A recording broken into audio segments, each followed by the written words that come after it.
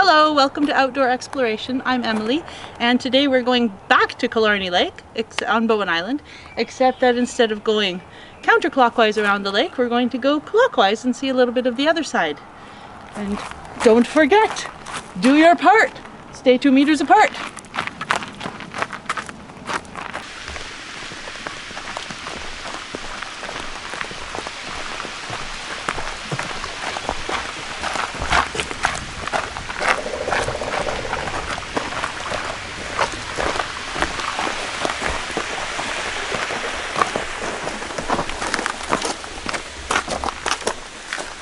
So, here we are below the dam, and I love this spot because it's so interesting, beautiful, all the gorgeous skunk cabbage, but also because in the summer you can find crayfish in here. We have signal crayfish on Bowen Island, which are indigenous. They seem to be doing really well, as do the otters who eat them. You often don't see the crayfish alive, but you see their parts and otter poop all in the kind of the otter's breakfast table, as I call it. Sometimes you can see them here. Sometimes you'll see them, especially the small ones, scuttling under the rocks or the logs in the water. Another couple interesting things we have here are freshwater clams further down and in marshy areas, and also freshwater sponges, which I just think all these freshwater invertebrates are so amazing, and plants, just things that kind of you imagine to only live in marine environments, but they also live in the lakes and the creeks here. So yeah, this is one of my favorite crayfish spotting locations.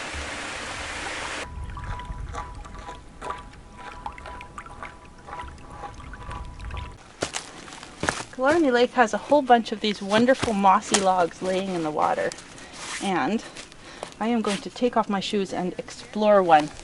I sometimes find sundew out here, which is what I'm hoping to find, but I don't know. It might even be too early in the year. We'll just see.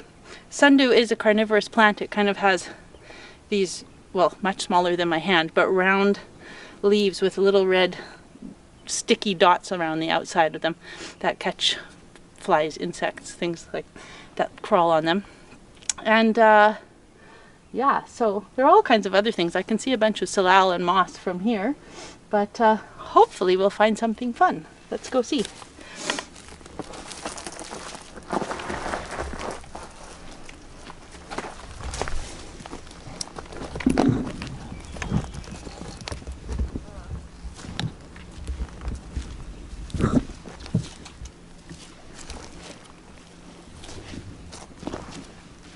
It's very wet and squishy.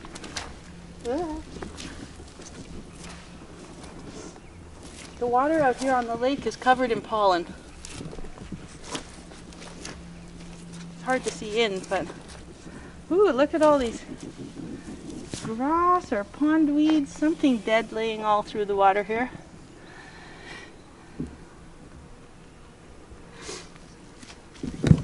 I think if there's going to be sundew, it'll be pretty tiny right now. Let me see what I can find.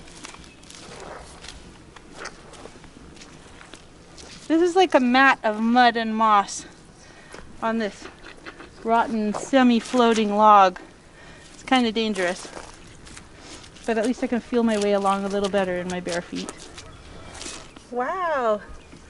All kinds of little things. They're so tiny I can't tell what they are.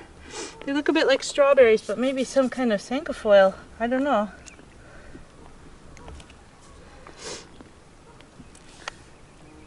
Oh, and some kind of wild carrot out here. There are lots of types of wild carrots. Many of them are poisonous. Water parsley, poisonous hemlock. They all kind of have carroty leaves of some size, either enormous like giant hogweed or really tiny like water parsley. Oh, one beautiful thing out here is that this kind of mossy mat of plant material is covered in tiny feathers. They look like down, so I guess maybe some bird is nesting around here. I should point out, this water is, well, beavers live in the area, so you don't want to go swimming necessarily, especially you don't want to drink this water. Lots of people do swim in here, just make sure you don't drink it. I'm not finding any sundew right now. I expect it's too early. Ooh, look what I do see though. This is Labrador tea, which is a tasty, tasty plant. You wouldn't want to harvest it from the park here, but you can drink it as a plant. And I will come borrow the camera so I can show you up close. So this is a teeny tiny Labrador tea. Just this little part here on the right. And let me see, is this some young Labrador tea or? Nope, that's something else. I don't even know what that is. But Labrador tea has a very distinctive smell. I don't even know how to describe it. It reminds me a little bit of a minty kind of lavendery smell. I don't know how to explain it, but it makes a wonderful tea. It grows en masse in many lakes. I wouldn't harvest this partly because it's so tiny and there's so little of it and it's out on a mat of rotten logs. But that is Labrador tea anyway.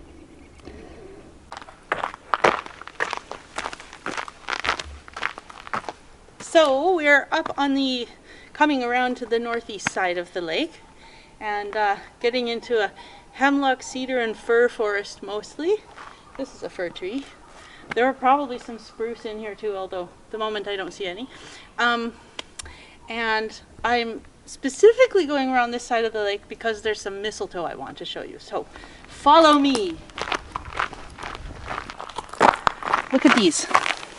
These here are called star flowers, and they're just starting to get their tiny buds, but right now you can just see the leaves. Actually, they've been all the way around the lake, but I just think they're so gorgeous. And when they do open, they have these tiny little pointy stars that are kind of pink and white. And yeah, that's all. Keep your eye out for them because soon they'll be blooming and they're beautiful. And I present to you the mistletoe. It doesn't look too exciting, does it? But this hemlock tree is, you can see all the lumpy gnarly bits in the branches. That's mistletoe, but it's our mistletoe, which is totally different from that gorgeous ball-shaped mistletoe that you see in pictures from Europe. Germany is seeming to be invaded by it these days, apparently. And those are kind of a ball of small green things that you see hanging in trees. But these really just look like gnarly old growths in the tree, but they are caused by mistletoe, and eventually a little tiny bit of plant does come out. But mostly all you see is hemlocks looking rather distressed, like this one. I thought it might be good to help you identify some of the different trees we have here. We have a lot more than I'm going to show you, but in this stand right now, it is mostly fir, hemlock, and cedar, with some alders and maple here and there. But this is a hemlock. This is the one with the mistletoe, but they don't always have mistletoe.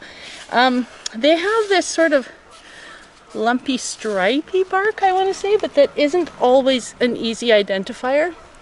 The needles actually help more, so I will show you some needles here. These are actually coming off this smaller hemlock behind me, and as you can see, actually, before I show you the needles, this bark on a young hemlock clearly looks nothing like the bark on the older hemlock on the other side of me. It's smooth, it has some little cross lines, so this is why I say it's not always easy to see. But the needles I find a little easier to identify, so let me show you. These are hemlock needles. I think they look kind of scrappy and crooked. I'm going to bring a little piece of this hemlock branch, thank you tree, to compare to some other needles. But if you look really closely, they are uneven. They have some little tiny ones that stick up from the, well, they don't always stick up, the small ones, but often the small ones stick up. It's not flat, it's not round, it's just a little bit messy. Kind of the dirty laundry pile of needle organization. Now, follow me. I'm going to show you some fir branches because there are some firs over here.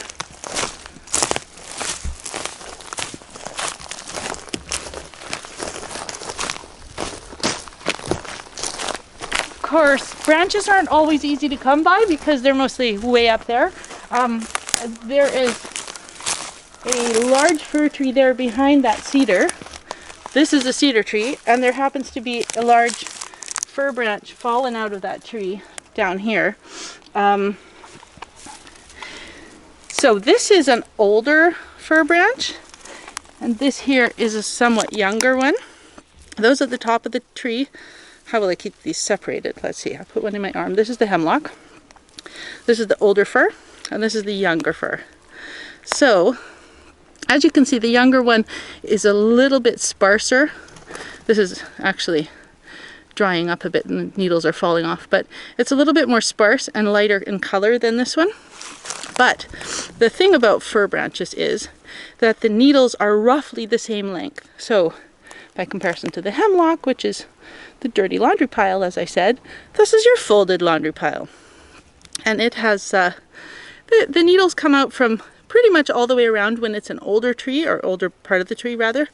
And back when it's young, they're a little bit flatter and a little bit sparser, but they still are even in length, and then they kind of go all the way around instead of sort of flat with a few sticking up. And I should say, this is a Douglas fir.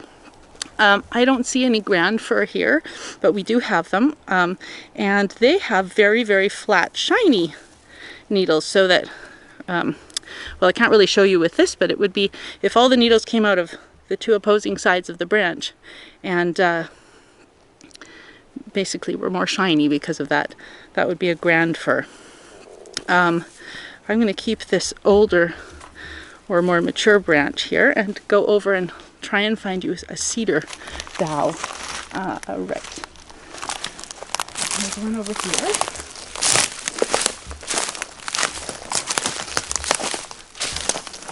So cedar are completely different from the others.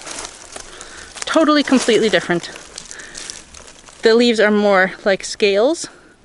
I don't know if you can see that, but by comparison to the hemlock and fir needles, these are kind of like scales. If I turn this over, maybe you can do a super close-up.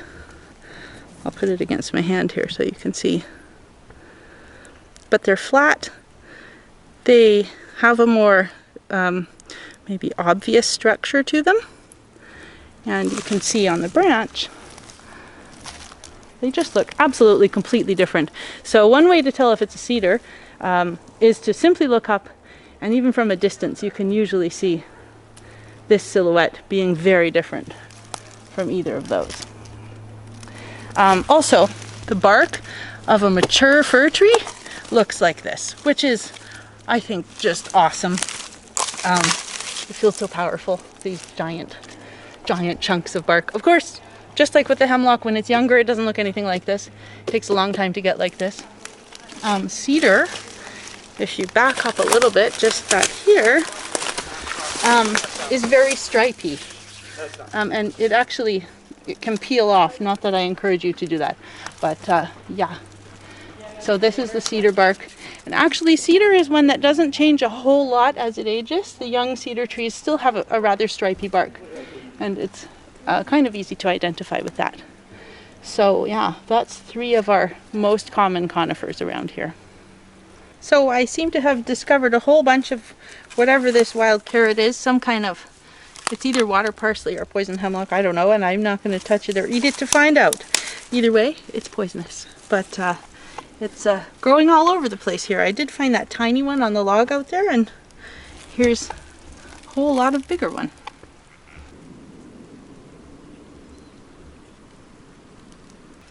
So here we are, somewhere along the northeast side of Killarney Lake, and the sun is disappearing behind a cloud up there, and I have found this nice little patch of bleeding hearts. Seems like the end of the second Killarney Lake exploration video. And I just thought it was interesting to point out that I have spent 2 videos worth of time exploring less than a quarter of the trail around this lake, which is a pretty short trail. It takes about 40 minutes to walk around it. And I haven't shown you 1% of just the things that I saw and noticed myself in this little time. Never mind everything else that's around the other side of the lake. Exploration takes time, and I don't want to say patience, but maybe patience with yourself to just not hurry and to sit and enjoy. I mean, as I'm sitting here, I'm noticing, I'm sure you can't see this on the video, but just this tiny little flake of a flower casing that's hanging off of the bleeding hearts. The different colors of the different blossoms, as some of them are more open than others. The sun reappearing from behind the cloud. There's so much to look at. I developed an exercise to do with people that I work with sometimes called square foot observation. And this is where you set yourself 1 square foot of area. It does not matter where. It could be in the middle of a path where it looks like there's nothing but gravel, and you just explore. Just look at it for however long you give yourself. It could be 2 minutes, 10 minutes, half an hour. And the longer you sit there and look, the more you see. And it's a bit like a meditation, but more than that, it helps me to open my mind to how much is everywhere. I mean, we can't even see 99% of what's there in terms of microbes, insects under our feet. It's stupendous how much is out here. And I guess today has reminded me of that. How much there is to see, how much there is to show you. I could make videos forever and ever, not that I plan to, but I hope you all have opportunities to get out and explore and enjoy the beautiful world wherever you are. So happy exploring, and I will see you next time.